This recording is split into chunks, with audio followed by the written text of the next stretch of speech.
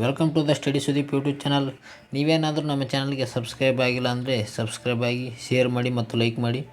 March ತಿಂಗಳ ಸ್ಪರ್ಧಾ ವಿಜೇತ ಮ್ಯಾಗಝಿನ್ ಯಾರಾದರೂ ನೋಡಿಲ್ಲ ಅಂದರೆ ನಮ್ಮ ಪ್ಲೇ ಲಿಸ್ಟಲ್ಲಿದೆ, ಫುಲ್ ಮಾಹಿತಿಯನ್ನು ನೋಡಿಕೊಳ್ಳಿ.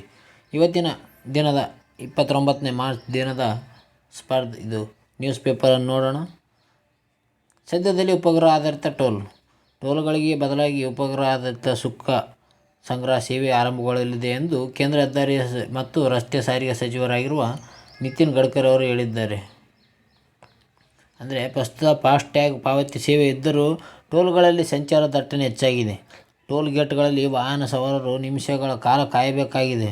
ಇದು ಪರಿಹಾರವಾಗಿ ಹೊಸ ಯೋಜನೆ ರೂಪಿಸಲಾಗಿದೆ. ಯಾವುದಪ್ಪ ಅಂತ, ದೇಶದ ಮೊದಲ ಟೋಲ್ಗಳಲ್ಲಿ ಶುಲ್ಕ ಸಂಗ್ರಹಿಸುವುದಕ್ಕೆ ಬದಲಾಗಿ ವಾಹನಗಳ ಸಂಚಾರದ ಅಂತರವನ್ನು ಉಪಗ್ರಹದಿಂದ ಕಂಡುಕೊಂಡು ಸಂಚರಿಸಿದಷ್ಟು ದೂರಕ್ಕೆ ಮಾತ್ರವೇ ಅನ್ವಯವಾಗುವಂತೆ ಶುಲ್ಕ ಸಂಗ್ರಹಿಸುವ ವ್ಯವಸ್ಥೆ ಜಾರಿಗೆ ಬರಲಿದೆ ಎಂದಿದ್ದಾರೆ. ಸುದ್ದಿಗಾರರ ಜೊತೆ ಮಾತನಾಡಿದ ಅವರು, ಹೊಸ ಯೋಜನೆ ಎಷ್ಟು ಕಿಲೋಮೀಟರ್ ರಸ್ತೆ ಬಳಸಬಹುದಾಗಿದೆಯೋ ಅಷ್ಟು ದೂರಕ್ಕೆ ಮಾತ್ರವೇ ಶುಲ್ಕ ವಾಹನ ಮಾಲೀಕರ ಬ್ಯಾಂಕ್ ಖಾತೆಯಿಂದ ನೇರ ಕಡಿತವಾಗುತ್ತದಂತೆ ಈ ವ್ಯವಸ್ಥೆ ಮಾಡಲಾಗಿದೆ. ಇದರಿಂದ ವಾಹನಗಳನ್ನು ಟೋಲ್ಗೇಟ್ಗಳಲ್ಲಿ ನಿಮಿಷಗಳ ಕಾಲ ನಿಲ್ಲಿಸುವುದು ತಪ್ಪುತ್ತದೆ. ಸರಾಗವಾಗಿ ಅಡೆತಡೆ ಇಲ್ಲದೆ ಸಂಚಾರ ಮುಂದುವರಿಸಲು ಅವಕಾಶವೂ ಆಗುತ್ತದೆ. ಇದರಿಂದ ಸಮಯ, ಇಂಧನ, ಶುಲ್ಕದ ಹಣ ಉಳಿತಾಯವಾಗುತ್ತದೆ ಎಂದು ವಿವರಿಸಿದ್ದಾರೆ.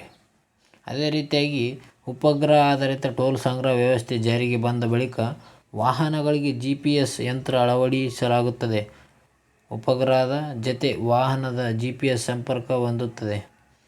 ಇದರಿಂದ ವಾಹನ ಯಾವ ಟೋಲ್ ರಸ್ತೆಗೆ ಪ್ರವೇಶ ಪಡೆದು ಎಲ್ಲಿ ನಿರ್ಗಮಿಸಿದೆ ಎಂಬುದು ತಿಳಿಯಬಹುದಾಗಿದೆ. ಆ ಅಂತರದಕ್ಕಷ್ಟೇ ಶುಲ್ಕ ಪಡೆಯಲಾಗುತ್ತದೆ ಎಂದು ಹೇಳಿದ್ದಾರೆ. ಅದೇ ರೀತಿಯಾಗಿ ಏಪ್ರಿಲ್ 1ರಿಂದ ಮನ್ರೇಗಾ ಕೂಲಿ ಏರಿಕೆ. ಮಹಾತ್ಮ ಗಾಂಧಿ ರಾಷ್ಟ್ರೀಯ ಗ್ರಾಮೀಣ ಉದ್ಯೋಗ ಖಾತ್ರಿ ಯೋಜನೆ ಮನ್ರೇಗಾ ಅಡಿಯಲ್ಲಿ ಕೌಶಲ್ಯ ರಹಿತ ಕಾರ್ಮಿಕರಿಗೆ ಪ್ರಸ್ತುತ ಹಣಕಾಸು ವರ್ಷದಲ್ಲಿ ಕೂಲಿಯನ್ನು ಹೆಚ್ಚು ಮಾಡಿ ಕೇಂದ್ರ ಸರ್ಕಾರ ಅಧಿಸೂಚನೆ ಹೊರಡಿಸಿದೆ.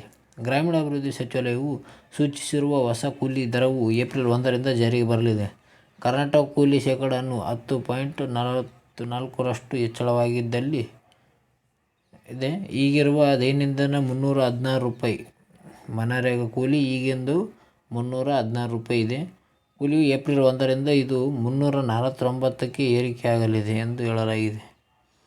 ಅಧಿಸೂಚನೆ ಪ್ರಕಾರ ಹರಿಯಾಣದ ಗರಿಷ್ಠ ಕೂಲಿ ದಿನಕ್ಕೆ ₹374 ಅದ ನಿಗದಿಪಡಿಸಲಾಗಿದೆ. ಅರುಣಾಚಲ ಪ್ರದೇಶ ಮತ್ತು ನಾಗಾಲ್ಯಾಂಡ್ಗೆ ಕನಿಷ್ಠ ಕೂಲಿ ₹734 ಇದೆ. 19.56ರಷ್ಟು ಏರಿಕೆ ಮೂಲಕ ಶೇಕಡಾವಾರು ಕೂಲಿ ಹೆಚ್ಚಳದಲ್ಲಿ ಗೋವಾ ನಂಬರ್ 1 ಸ್ಥಾನದಲ್ಲಿದೆ. ಆದರೆ ಉತ್ತರ ಪ್ರದೇಶ ಮತ್ತು ಉತ್ತರಾಖಂಡದಲ್ಲಿ (3.04ರಷ್ಟು ಮಾತ್ರ ಶೇಕಡಾವಾರು ಹೆಚ್ಚಳವಾಗಿದೆ. ಆಂಧ್ರ ಪ್ರದೇಶ, ತೆಲಂಗಾಣ ದಿನಕ್ಕೆ ₹300ಗೆ ನಿಗದಿಪಡಿಸಲಾಗಿದೆ. ಇದು ಪ್ರಸಕ್ತ ಹಣಕಾಸು ವರ್ಷದಲ್ಲಿ ದಿನಕ್ಕೆ ₹772ಗೆ ಹೋಲಿಸಿದರೆ (10.29% ಹೆಚ್ಚಾಗಿದೆ. ಮಧ್ಯಪ್ರದೇಶ ಮತ್ತು ಛತ್ತೀಸ್ಗಢದಲ್ಲಿ 10%ರಷ್ಟು ಏರಿಕೆಯಾಗಿದೆ. ಉತ್ತರ ಪ್ರದೇಶ ಮತ್ತು ಉತ್ತರಾಖಂಡಗಳಲ್ಲಿ ₹730 ಇದೆ, ₹737 ಆಗಲಿದೆ. ಅದೇ ರೀತಿ ಹರಿಯಾಣ, ಅಸ್ಸಾಂ, ಮಣಿಪುರ, ಅರುಣಾಚಲ ಪ್ರದೇಶ ಮತ್ತು ನಾಗಾಲ್ಯಾಂಡ್, ರಾಜಸ್ಥಾನ, ಕೇರಳ ಮತ್ತು ಲಕ್ಷದ್ವೀಪಗಳಲ್ಲಿ 5%ಕ್ಕಿಂತ ಕಡಿಮೆ ಹೆಚ್ಚಳ ಮಾಡಲಾಗಿದೆ. ಎಲ್ಲ ರಾಜ್ಯಗಳ ಪರಿಗಣಿಸಿ ಲೆಕ್ಕ ಹಾಕಿದರೆ ಸರಾಸರಿ ಕೂಲಿ ಹೆಚ್ಚಳವು 7%ರಷ್ಟು ಹೆಚ್ಚಾಗಿದೆ.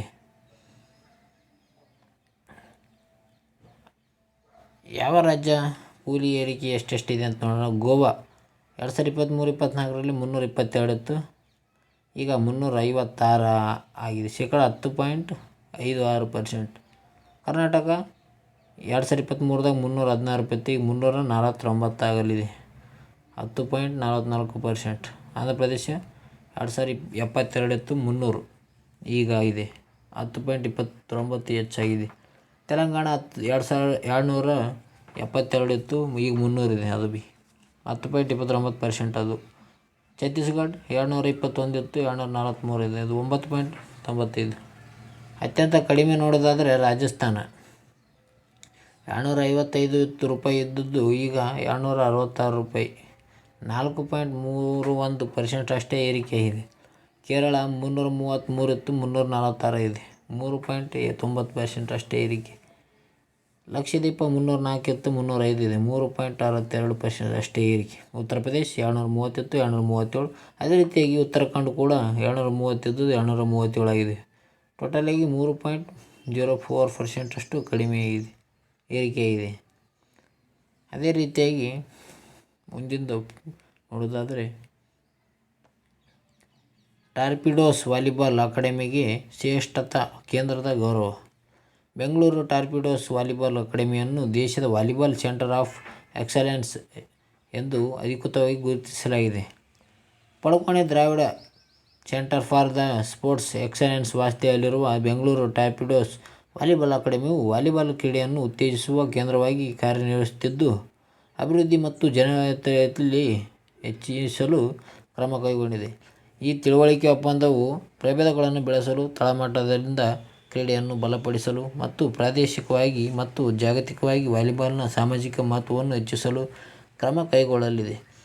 ಪಾಲುದಾರಿಕೆಯ ಬಗ್ಗೆ ಮತ್ತು ತಮ್ಮ ಉತ್ಸಾಹವನ್ನು ವ್ಯಕ್ತಪಡಿಸಿರುವ ಬೆಂಗಳೂರು ಟಾರ್ಪಿಡೋಸ್ ವಕ್ತಾರರಾಗಿರುವ ವಿಶಾಲ್ ಜೇಸನ್ FIVB ಯೊಂದಿಗೆ ಈ ಸಂಯೋಗವು ವಾಲಿಬಾಲ್ ಕ್ರಿಕೆಟನ್ನು ತಳಮಟ್ಟದಿಂದ ಪೋಷಿಸುವ ನಮ್ಮ ಬದ್ಧತೆಯನ್ನು ಒತ್ತಿ ಹೇಳುತ್ತದೆ ಎಂದಿದ್ದಾರೆ. ಅದೇ ರೀತಿಯಾಗಿ NIA ಮತ್ತು NDRFಗೆ ನೂತನ ಸಾರಥಿಗಳು ನೇಮಕವಾಗಿದ್ದಾರೆ. IPS ಅಧಿಕಾರಿ ಸದಾನಂದ ವಸಂತ್ ಅವರನ್ನು ರಾಷ್ಟ್ರೀಯ ತನಿಖಾ ದಳ NIA ಮತ್ತು ನೂತನ ಮಹಾನಿರ್ದೇಶಕರಾಗಿ ನೇಮಿಸಿ ಸರ್ಕಾರ ಆದೇಶ ಹೊರಡಿಸಿದೆ. ನಿವೃತ್ತಿ ದಿನಾಂಕದಂದು 2026 ಡಿಸೆಂಬರ್ 31 ಅಥವಾ ಸರ್ಕಾರದ ಮುಂದಿನ ಆದೇಶದವರೆಗೆ ಸದಾನಂದ ವಸಂತ್ ಅವರನ್ನು NIA ಮಹಾನಿರ್ದೇಶಕರಾಗಿ ಮುಂದುವರಿಯಲಿದ್ದಾರೆ ಎಂದು ಆದೇಶದಲ್ಲಿ ಸರ್ಕಾರ ತಿಳಿಸಿದೆ. 1990ನೇ ಬ್ಯಾಚ್ IPS ಅಧಿಕಾರಿಯಾದ ಸದಾನಂದ್ ಮಹಾರಾಷ್ಟ್ರದ ಉಗ್ರ ನಿಗ್ರಹ ಪಡೆಯ ಮುಖ್ಯಸ್ಥರಾಗಿ ಕಾರ್ಯನಿರ್ವಹಿಸಿದ್ದಾರೆ. ಹಾಲಿ NIA DG ದಿನಕರ್ ಗುಪ್ತಾ ಅವರನ್ನು ಮಾರ್ಚ್ 31ರಂದು ನಿವೃತ್ತಿಯಾಗಲಿರುವ ಹಿನ್ನೆಲೆಯಲ್ಲಿ ಅವರ ಸ್ಥಾನಕ್ಕೆ ಸದಾನಂದ್ ಅವರು ತುಂಬಲಿದ್ದಾರೆ. ಇದೇ ವೇಳೆ IPS ಅಧಿಕಾರಿ ಪಿಯೂಷ್ ಆನಂದ್ ಅವರನ್ನು ರಾಷ್ಟ್ರೀಯ ವಿಪತ್ತು ನಿರ್ವಹಣೆ ಪಡೆ NDRFಗೆ ಮಹಾನಿರ್ದೇಶಕರಾಗಿ ನೇಮಿಸಲಾಗಿದೆ. ಪಿಯೂಷ್ ಅವರನ್ನು 2 ವರ್ಷಗಳ ಅವಧಿಗೆ NDRF ಮಹಾನಿರ್ದೇಶಕರಾಗಿ ಮಾಡಲಾಗಿದೆ. ಓಕೆ ಫ್ರೆಂಡ್ಸ್, ಇವತ್ತಿನ ವಿಡಿಯೋದಲ್ಲಿ ಇಷ್ಟೇ. ನಮ್ಮ ವಿಡಿಯೋ ಏನಾದರೆ ನಿಮ್ಗೆ ಇಷ್ಟ ಆದರೆ ಸಬ್ಸ್ಕ್ರೈಬ್ ಆಗಿ, ಲೈಕ್ ಮಾಡಿ ಮತ್ತು ಶೇರ್ ಮಾಡಿ. ತಿಂಗಳ ಸ್ಪರ್ಧಾ ಮ್ಯಾಗ್ಝಿನ್ ಮಾಡೋಣ. ನಮ್ಮ ಸ್ಪರ್ಧಾ ಮ್ಯಾಗ್ಝಿನ್ ಯಾರು ನೋಡಿಲ್ಲ, ಪ್ಲೇ ಲಿಸ್ಟಲ್ಲಿದೆ, ಹೋಗಿ ನೋಡ್ಕೊಳ್ಳಿ. ಸ್ವಲ್ಪ ರಿವಿಷನ್ನು ಕೂಡ ಆಗುತ್ತೆ. ಇವತ್ತಿನ ವಿಡಿಯೋದಲ್ಲಿ ಇಷ್ಟೇ ಫ್ರೆಂಡ್ಸ್. ಮುಂದಿನ ವಿಡಿಯೋದಲ್ಲಿ ಸಿಗೋಣ ಇದೇ ರೀತಿಯಾಗಿ. ಬಾಯ್.